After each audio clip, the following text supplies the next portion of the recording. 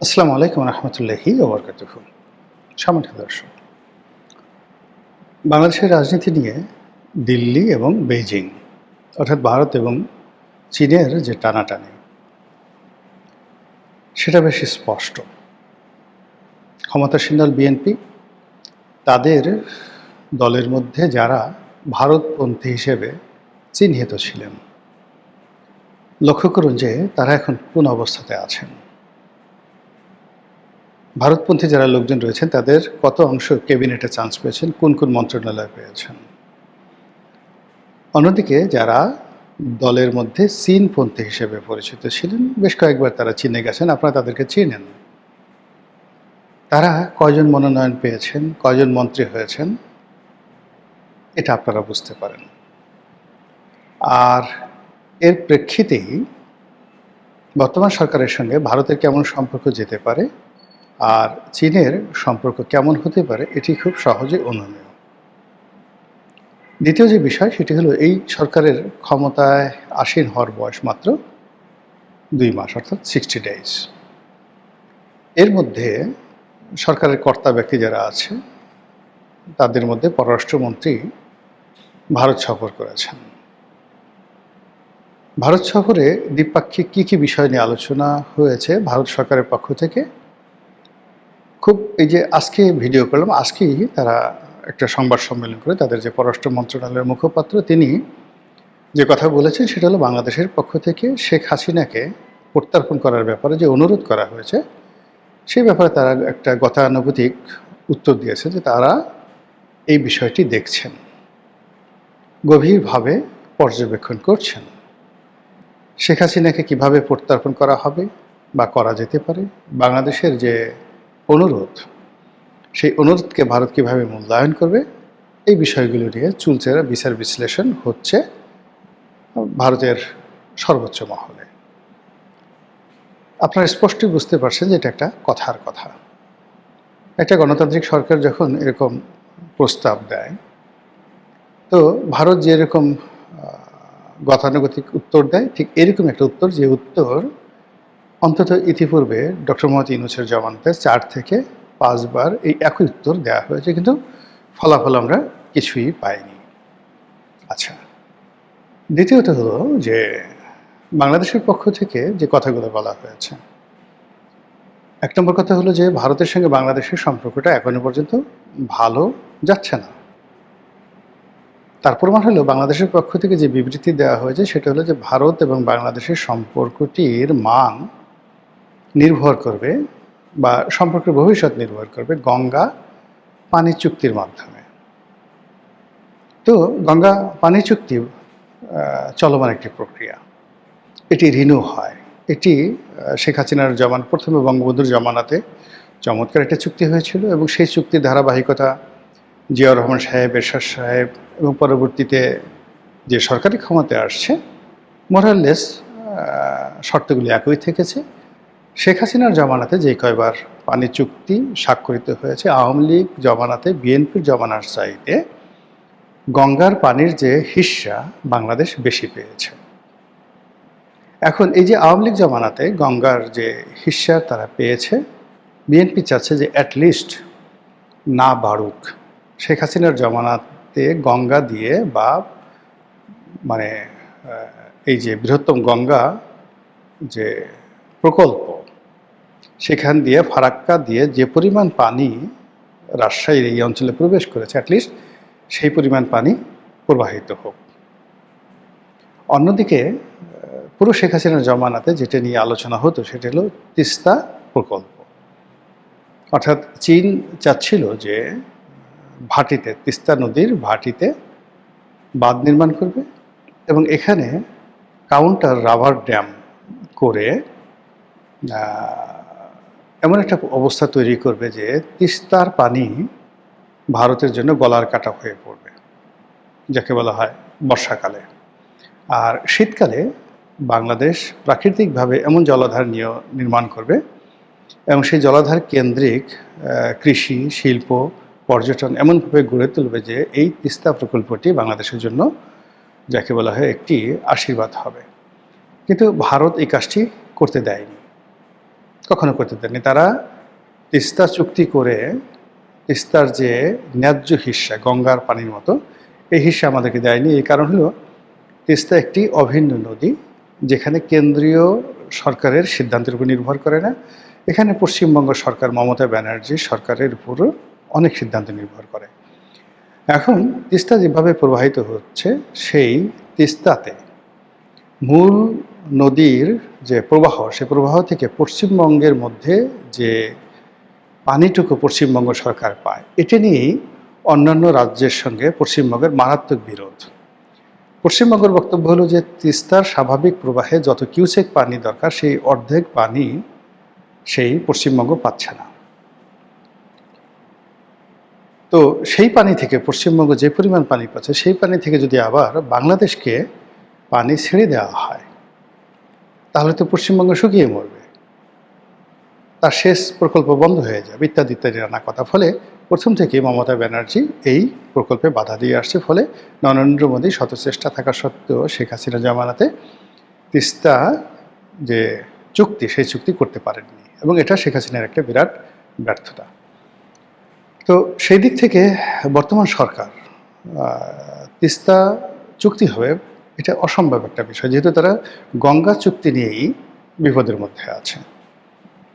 আবার অন্যদিকে ভারতকে চ্যালেঞ্জ জানিয়ে তারা এখানে তিস্তা প্রকল্প বাস্তবায়ন করবে চীনের অর্থায়নে, যেটা ডক্টর মোহাম্মদ ইউনূস করতে চেয়েছিলেন, রেজওয়ানারা করতে চেয়েছিলেন, সেটা সম্ভব যে আদৌ না, এটা মোটামুটি সবাই এখন আমরা বুঝে গেছি। এই কারণে যে বর্তমান সরকার ক্ষমতা আসার পেছনে, তারেক রহমান সাহেবকে বাংলাদেশে আনার পেছনে ভারতের একটা বিরাট গ্রিন সিগন্যাল ছিল। ভারত ঝুঁকি নিয়েছে।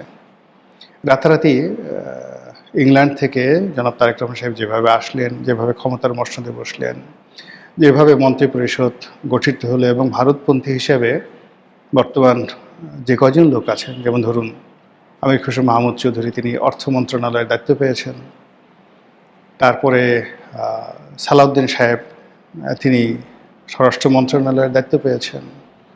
ইকবাল মাহমুদ টুকু, তিনি ভারতপন্থী নেতা হিসেবে পরিচিত, এবং তিনি জ্বালানি ও খনিজ সম্পদ বিদ্যুৎ মন্ত্রী হিসেবে দায়িত্ব গ্রহণ করেছেন। আর রইল কি?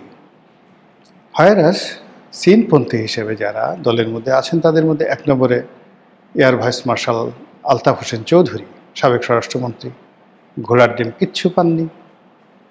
তারপর চীনপন্থী হিসেবে পরিচিত সাবেক স্বরাষ্ট্র প্রতিমন্ত্রী লুৎফুজ্জামান বাবর, যারা চীনের অর্থায়নে উলফাদেরকে সেই যে 10 ট্রাক অস্ত্র দিয়েছেন বলে অভিযোগ রয়েছে, এবং এই জন্য তাদের জীবন তছনছ হয়ে গেছে, এবং তারা ভারত বিরোধী শক্তি হিসেবে চীনপন্থী হিসেবে পরিচিত।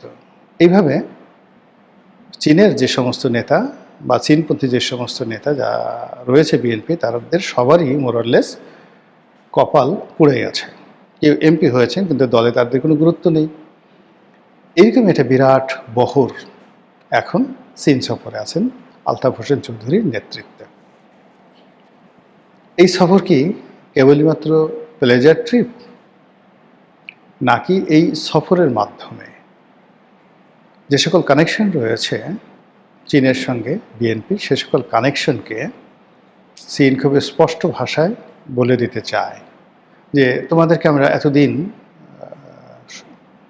দেখভাল করেছি, লালন পালন বলাটা ঠিক হবে না, দেখভাল করেছি, তোমরা যেভাবে আমাদের কাছে সাহায্য চেয়েছো, সহযোগিতা চেয়েছো, কূটনৈতিক সমর্থন চেয়েছো, আমরা করেছি, কিন্তু একই তোমরা আমাদেরকে কি হেল্প করবা? তোমরা তো নিজেদেরকেই হেল্প করতে পারছো না।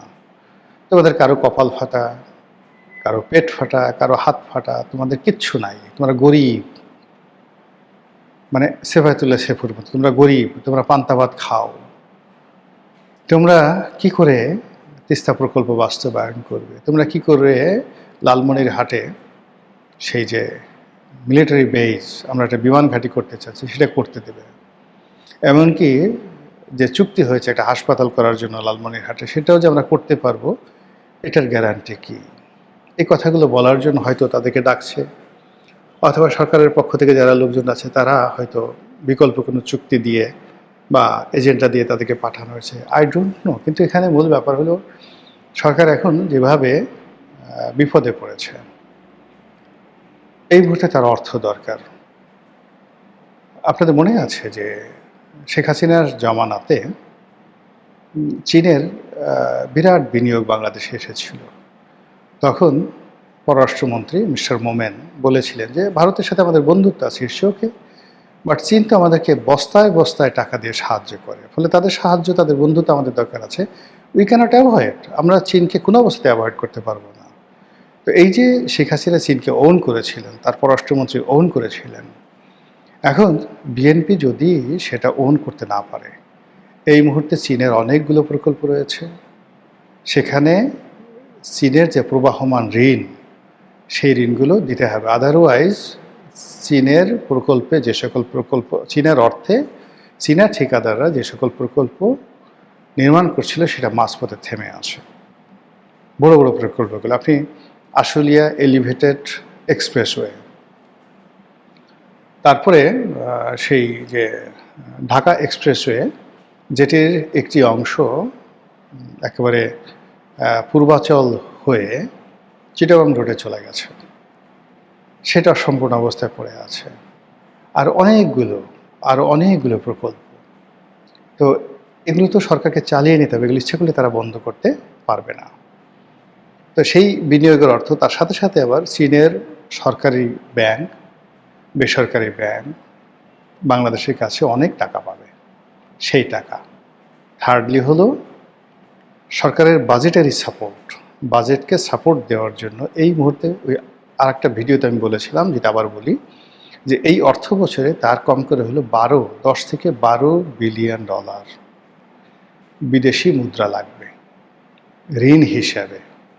রেমিটেন্সও কাম হবে না, আমদানি মানে যাকে বলে রপ্তানির যে টাকা, সেটাতেও কাজ হবে না। মানে অ্যাজ এ লোন হিসাবে অতিরিক্ত 12 বিলিয়ন ডলার ছাড়া এইবারের বাজেট সে সাপোর্ট দিতে পারবে না। কারণ হলো বাজেটে যে সকল সেক্টরে তাকে সাবসিডিজ দিতে হয়, এবং এই সাবসিডির সঙ্গে যেখানে যেখানে বিদেশি অর্থ জড়িত আছে, যেমন ধরেন টিআরের জন্য তারা চাল দেয়, তো চাল তো বিদেশ থেকে যদি আমদানি করতে হয়, তাহলে এটার জন্য তার বিদেশি টাকা লাগবে, এই টাকা তো ঋণ করে আনতে হবে। তারপরে ধরুন টিন দিবেন আপনি, বা আয়রন, বা আপনি চিনি দিবেন, what ever maybe any imported item consist to the foreign currency, regarding foreign currency, connected to the foreign currency, এই জিনিসগুলোতে বিদেশি ঋণ লাগবে 12 বিলিয়ন ডলার। এখন বিশ্বব্যাংক, IMF, জাইকা, তারপর এডিবি, আইডিবি, তারা কত দেবেন? 12 বিলিয়ন ডলার হবে না, অথচ 12 বিলিয়ন ডলার তার দরকার।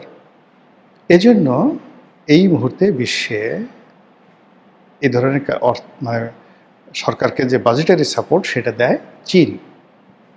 তো চীনের সাথে যে সম্পর্ক, সেই সম্পর্ক স্থাপন করার জন্য সরকার যদি এই তার যারা লোকজন রয়েছে তাদেরকে পাঠায়, এটা অবাক হওয়ার কিছু নয়। কিন্তু যাদেরকে পাঠানো হয়েছে তারা কি সরকারকে রিপ্রেজেন্ট করে? আলতাফ হোসেন চৌধুরীকে বলবো যে তুমি নিজেই তো কোনো মন্ত্রিত্ব পাও নাই, তোমার তো প্রধানমন্ত্রীর দরবারে তোমার 2 পয়সার মূল্য নাই।